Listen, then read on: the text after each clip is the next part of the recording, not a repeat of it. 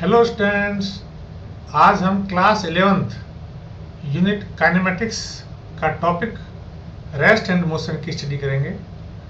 इस टॉपिक में हम पढ़ेंगे कि what do you mean by kinematics, are rest and motion absolute, what is need of reference body and how can you say that a body is changing its position and how position of body is determined. इन सभी प्रश्नों का उत्तर आज के हमारे इस topic के अंदर कवर किया जाएगा। बच्चों, काइनेमेटिक्स क्या है?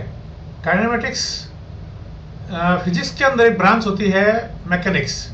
मैकेनिक्स के अंदर मोशन की स्टडी की जाती है किसी ऑब्जेक्ट की with respect to time and space, और काइनेमेटिक्स के अंदर जो मोशन की स्टडी की जाती है उसके अंदर without considering the cause of motion, motion क्यों हो रही है उस कारण का अध्ययन नहीं किया जाता है। जबकि डायनेमिक्स जो है ये भी एक मैकेनिक्स की ब्रांच है, इसके अंदर स्टडी की जाती है मोशन का कॉज क्या है, मोशन हो रही है तो क्यों हो रही है। कोई ऑब्जेक्ट मोशन में है या रेस्ट में है ये कैसे पता चलेगा? तो अकॉर्डिंग टू द डेफिनेशन हम कहते हैं यदि कोई ऑब्जेक्ट अपनी position with respect to time change कर रहा है तो वह मोशन में है, और यदि चेंज नहीं कर रहा है तो वह रेस्ट में है। अब बात यह आती है कि पोजीशन चेंज करने से क्या मतलब है।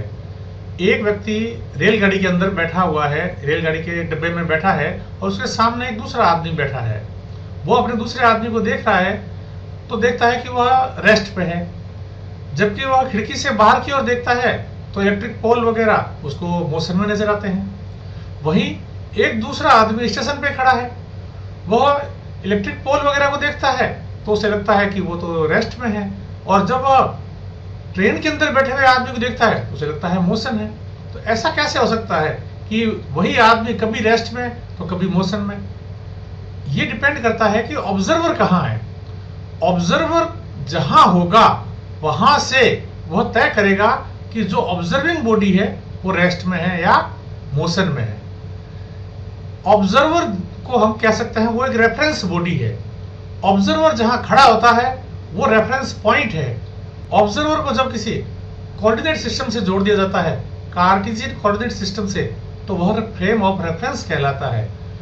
अब ऑब्जर्विंग बॉडी को हम ऑब्जर्वर के रिलेटिव में, ऑब्जर्वर जहां खड़ा है उसके विद रिस्पेक्ट टू हम एक्स वाई जेड 3 कोऑर्डिनेट्स दे देते हैं।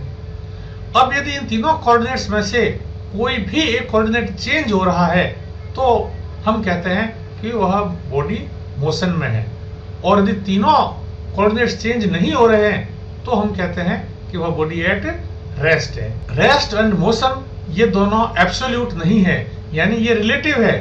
ये इसके लिए हमें एक ऑब्जर्वर की आवश्यकता पड़ती है, और ऑब्जर्वर जहां खड़ा है वो फ्रेम की आवश्यकता पड़ती है, फ्रेम ऑफ रेफरेंस की आवश्यकता पड़ती है।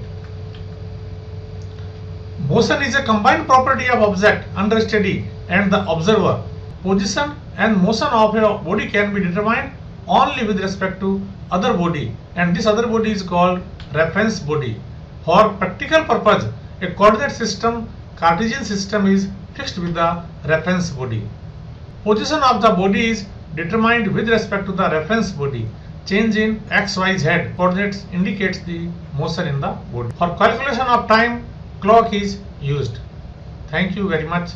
Next हम पढ़ेंगे distance and displacement.